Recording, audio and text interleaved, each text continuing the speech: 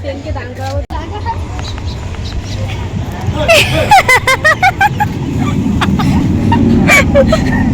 খাবার খাওয়া আমাকে অপমান হবে না।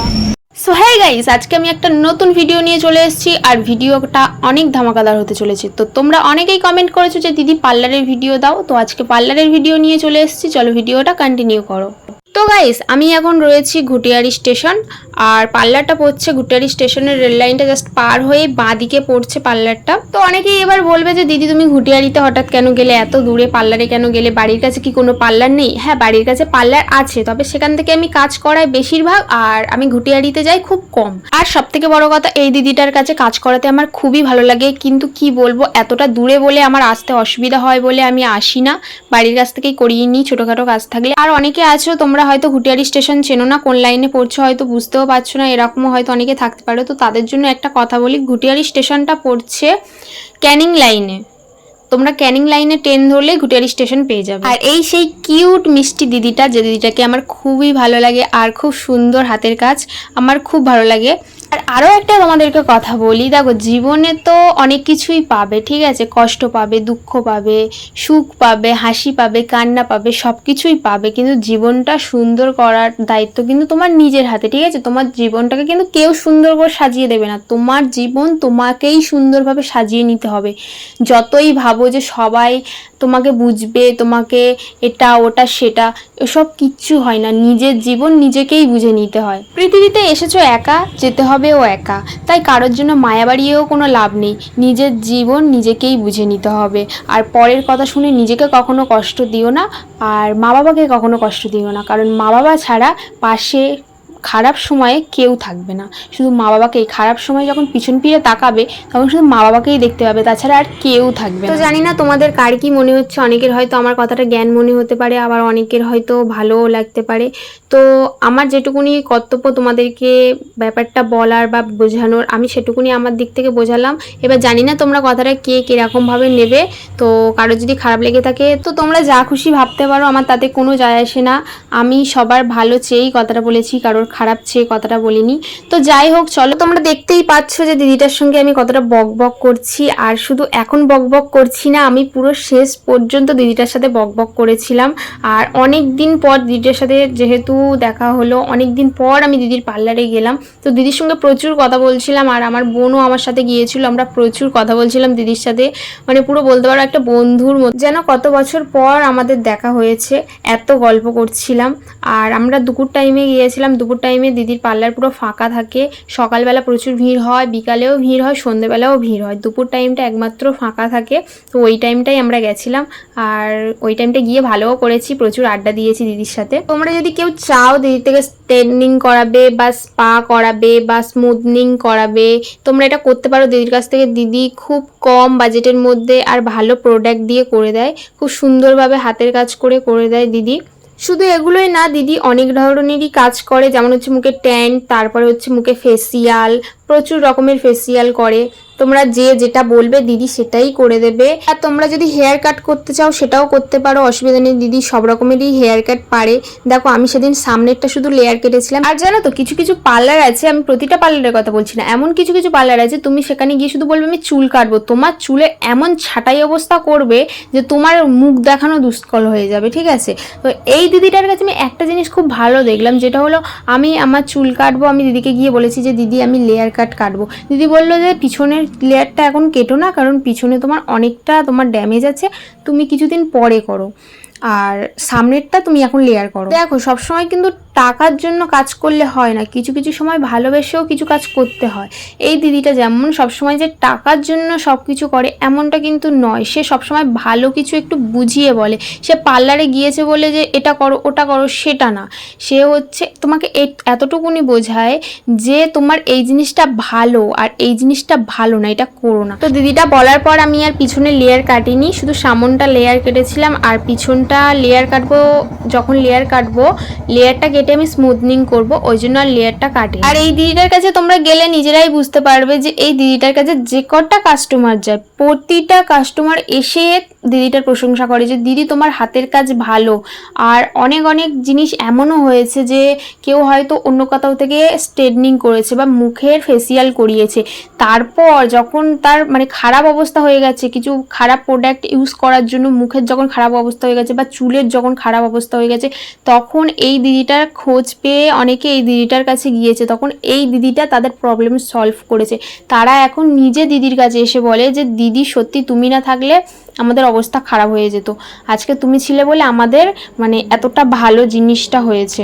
তো তোমরা নিজেরাই গেলে, আমার মুখের কথাই না, তোমরা নিজেরাই গেলে দিদিটার কাছে বুঝতে পারবে যে দিদিটার হাতের কাজটা কতটা ভালো। পার্সোনালি আমি আমার নিজের একটা কথা বলি, যেমনটা হলো এর আগের বারেও আমার বোন আমার সাথে গিয়েছিল, আর আমার বোন তখন মুখে স্কিন লাইট মাখতো। আর স্কিন লাইট অনেকেই জানবে যে মুখের ত্বক কতটা নষ্ট করে দেয়, কতটা সমস্যা করে মুখে কিছুদিন পর। তোমার প্রথম তোমার মুখ খুব ফর্সা, খুব ভালো, কিন্তু তারপরে মুখের কতটা স্কিন নষ্ট করে সেটা অনেকেই যারা ব্যবহার করেছে জানবে, বা অনেকে এমনি কানেও শুনে থাকবে যে স্কিন লাইট কতটা খারাপ। তো ও যখন স্কিন লাইট মাখতো, আমার বোনকে আমি প্রচুরবার বারণ করেছিলাম যে মাখিস না, জিনিসটা খুব খারাপ। আমার বোন তো শুনতোই না আমার কথা। তারপর যখন ওর মুখের স্কিনটা পুরো পাতলা হয়ে গেল, কি বাজে হয়ে গেল, ও যখন আইব্রো করতো ওর ভুরু কেটে যেত, মুখে স্কিন কেটে যেত, মুখ পাতলা হয়ে গেছিলো, রোদে বেরোতে পারতো না। তখন এই দিদিটাই বলেছিল যে তুমি স্কিন লাইট মেখো না, স্কিন লাইট খুব খারাপ। আর আমার বোন আমার কথা শুনতো না, কিন্তু দিদিটা এমনভাবে আমার বোনকে বুঝিয়েছিল ভালোভাবে, তখন আমার বোন নিজে থেকেই মাখা বন্ধ করে দিয়েছিল। আমার এই বোনের ব্যাপারটা যদি অন্য পার্লারে বলতাম বা অন্য পার্লারে কেউ শুনতো, তখন সে কি বলতো? সে হয়তো বলতো যে না স্কিন লাইট মেখো না, আমি একটা প্রোডাক্ট বলছি, তুমি এই প্রোডাক্ট মাখো, তোমার মুখ ভালো হয়ে যাবে, এটা ওটা সেটা বলতো। হ্যাঁ, এটা আমাদের সাথে হয়েওছে। কিন্তু এই দিদিটা যখন শুনেছে, তখন এই দিদিটা কিন্তু ওসব কিছু বলেনি যে এই প্রোডাক্ট মাখো বা ওই প্রোডাক্ট মাখো। এই দিদিটা বলেছে যে না, এই জিনিসটা তুমি মেখো না, এই জিনিসটা থেকে অনেক ক্ষতি হয়, এই জিনিসটা মেখো না। আর এই জিনিসটা যদি তুমি এখন থেকে মানে বেশি মাখতে থাকো, পরে তোমার সমস্যা হতে পারে, তোমার তখন ডাক্তার দেখাতে হতে পারে। তো গাইস চলো, অনেক বকবক করে ফেলেছি। তোমাদের যাদের পছন্দ হবে কাজ করাতে সে কাজ করাবে, যার পছন্দ হবে না সে কাজ করাবে না। আমি তো আর জোর করে কাউকে কিছু করতে পারি না। আর এটাও তোমাদেরকে বলে রাখি, যারা এই দিদিটার কাজ পছন্দ হয়েছে, এই দিদিটার কাজ ভালো লেগেছে আমার কাজটা থেকে, তো তারা আমার সঙ্গে কন্ট্যাক্ট করতে পারো, আমাকে বলতে পারো কমেন্টে, তাহলে আমি তাদের ঠিকানাটা বলে দেবো, তোমরা চলে যাবে সেখানে, দিদিকে পেয়ে যাবে। আর হ্যাঁ, আরও একটা কথা বলি, এই দিদিটা অনেকদিন থেকে একটা মেয়ে খুঁজছে যে পার্লারের সব কাজ জানে। তো তোমরা যদি এমন কেউ থেকে থাকো যে পার্লারের সব কাজ জানো আর কাছাকাছি বাড়ি, তো আমাকে তাহলে কমেন্টে জানাতে পারো, তাহলে আমি দিদির সাথে কন্ট্যাক্ট করিয়ে দেবো। আর দিদির পার্লারে একজন কাজ করতো, সে এখন ছেড়ে দিয়েছে, তাই দিদির এখন একটু সমস্যা হচ্ছে একা হাতে সব সামলাতে। ওই জন্য দিদি একটা মেয়ে খুঁজছে, কিন্তু মেয়ে পাচ্ছে না। আমাকে দিদি বলেছে যে একটা দেখো, চেষ্টা করে একটা যদি মেয়ে পাও আমাকে বলো। তো আমি তোমাদেরকে জানালাম, তোমরা যদি এরকম কাজ জেনে থাকো তো আমাকে কমেন্টে জানিও, তাহলে আমি দিদির সাথে যোগাযোগ করিয়ে দেবো। আর অনেকদিন হয়ে গেছিলো আমার আইব্রো করা হয়নি, চুলও কাটানো হয়নি, আর এখন করে আর ভালোও লাগে না কোনো ওকেশন বাড়ি না এলে। আর হ্যাঁ, ওকেশনটা কি তোমাদের তো জানানোই হলো না, সেটারও কিন্তু খুব তাড়াতাড়ি ভ্লগ আসছে, সবাই কিন্তু তৈরি থেকো। হ্যাঁ, ওকেশনটার কথা বলি। ওকেশনটা হলো আমার বরের মাসির মেয়ের ছেলের অন্নপ্রাশন। আর গাইস, আমি বড় মামি বলে কথা, আমাকে না একটু সেজেগুজে গেলে হয়? আর অন্নপ্রাশন বাড়িতে গিয়ে আমি কি কি করছি, কি খাচ্ছি, আর হ্যাঁ, একটা কথা বলা হয়নি, যেহেতু আমি বড় মামি হই, তাই ভাগনার জন্য তো আমাকে রান্না করতে হবে, নাকি মামির হাতের রান্না ভাগনাকে করে খাওয়াতে হয়। তো আমি সেদিন রান্নাও করব, তোমাদের সাথে সেটাও শেয়ার করব। ব্লগটা কিন্তু খুব তাড়াতাড়ি আসতে চলেছে গাইস, বেশি কিন্তু দেরি নেই। তোমরা কিন্তু ব্লগটা দেখতে কেউ মিস করো না, সবাই কিন্তু ব্লগটা দেখবে, আর কেমন হয়েছে কমেন্টে আমাকে কিন্তু অবশ্যই জানাবে। আর হ্যাঁ, এই পার্লারে যদি কেউ কাজ করতে বা কাজ করাতে ইন্টারেস্ট থাকো, তাহলে আমাকে কমেন্টে অবশ্যই জানিও। আর এরপর কি কি ভিডিও করব বা কি কি ভিডিও আনবো, সেটা কিন্তু তোমরা অবশ্যই কমেন্টে জানিও। তোমাদের মনের মতো করে আমি ভিডিও দেওয়ার অবশ্যই চেষ্টা করব। আজকে যেমন তোমাদের মনের মতো করে একটা ভিডিও দিলাম, তো চলো ভিডিওটা কন্টিনিউ করো। আর গাইস, সেদিন কিন্তু সত্যি খুব গরম পড়েছিল, আর খুব চড়ার রোদও ছিল। সেদিন আমরা দুপুরে গেছি, যেহেতু আরো বেশি কষ্ট হয়েছে, আবার দুপুরেই বাড়ি এসেছি, আরো বেশি কষ্ট হয়েছে। শুধুমাত্র তোমাদের দিদিকে তোমরা রিকোয়েস্ট করেছো বলে তোমাদের দিদি আজকে চড়া রোদে গিয়ে কাজ করিয়েছে, তাতেও কোনো প্রবলেম নেই। তোমরা শুধু কমেন্ট করতে থাকো আমি কি কি ভিডিও দেবো, আমি সেরকম ভিডিও নিয়ে তোমাদের সামনে চলে আসবো। আর হ্যাঁ, এরকম ভাবে চুল কেটে কি আমাকে ভালো লাগছে আদেও, সেটা কিন্তু তোমরা কমেন্টে জানিও। তোমাদের যদি না ভালো লাগে, আমি আবার চুল কেটে দেবো, ঠিক আছে? আর হ্যাঁ, তোমরা পার্লারের আর কি কি কাজ দেখতে চাও আমাকে জানিও, আমি অবশ্যই সেটা করে তোমাদেরকে দেখিয়ে দেবো। আর একটা মানে ওদের বাড়ি সবাই সুদের ব্যবসা করে, একটা পিসি সুদের ব্যবসা করে, বিয়ে হয়নি বিয়ে হয়নি সুদের ব্যবসা খুব খারাপ। জেঠিমার এইটা কথাটা শুনে আমার কি হাসি পাচ্ছে। জেঠিমার সাথে করে দিয়ে কালকে ওই তো হোলির দিনকে আমি স্নান করছি, আমার পুকুর থেকে তুলে ভর মিলে আমার রং মাইকেছে।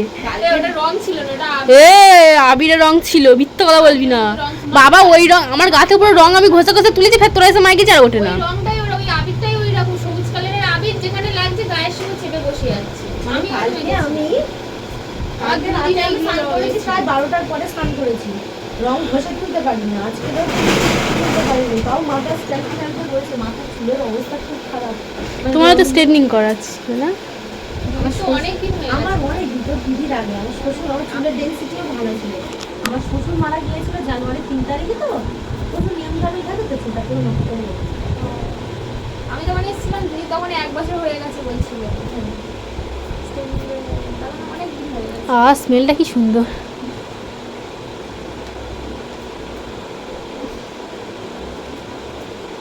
আমার বোনের তো খুব ইচ্ছা স্ট্রেটনিং করবে তোমার কাছ থেকে, শুধু সময় হবে আরে হচ্ছে না। তো যদি এত ইচ্ছা থাকে শীতকালে করতে পারেন, তাহলে করতে হয়, বেকার টাকাটা নষ্ট করে ওই তো ও করাবে, আমার চাপ চান নেই। করিস না ভাববি, তা ওই তিন টাকা পাস। তোর মতো নয় আমি। এখনো মনিটাইজটা অন হয়নি।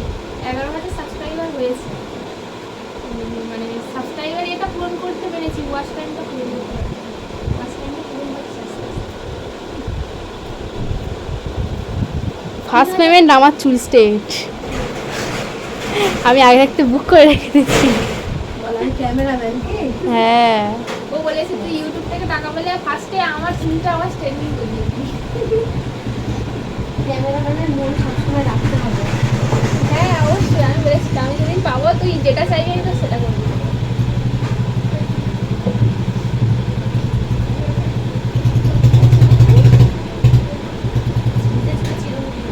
যেমন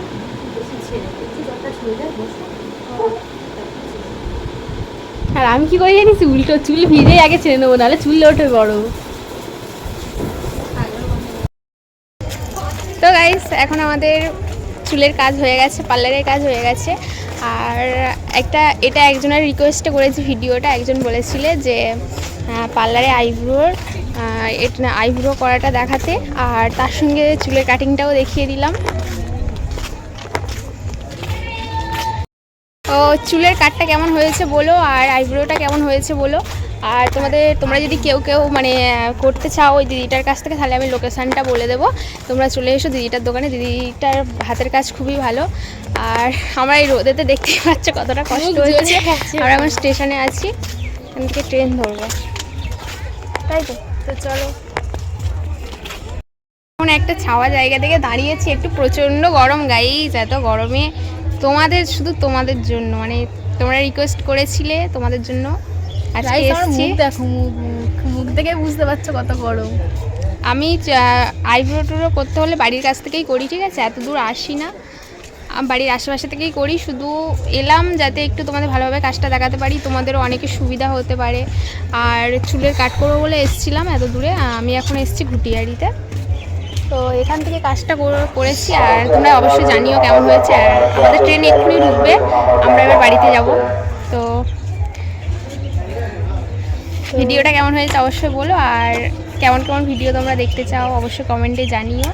আজকে ভিডিওটা এই অবধি ছিল, তো চলো টাটা। টাটা, আরেকবার বল। তো গাইস ট্রেন আসছে, ট্রেনকে দাঁড় করাবো, তোকে দেখতে। তুই যদি ট্রেনকে দাঁড় করাতে পারিস তোকে আমি খাবার খাওয়াবো, দাঁড় করা।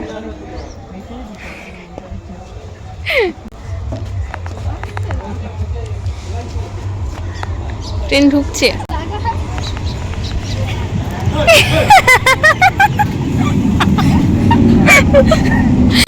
দাঁড়ালো না কেন বল আগে, দাঁড়ালো না কেন ট্রেনটা? ও ট্রেনকে দাঁড় করাতে পারিনি, তাহলে ওকে এবার আমি পেটন দেবো, ঠিক আছে? তো তোর জন্য এবার পেটন অপেক্ষা করছি। দাঁড় করাতে পারলি না তো ট্রেনটাকে, আমি বললাম দাঁড় করা, তাহলে খাবার খাওয়া। আমাকে অপমান হবে না, দাঁড় করাতে পারলি না। তো চলো গাইস ট্রেনে উঠবো।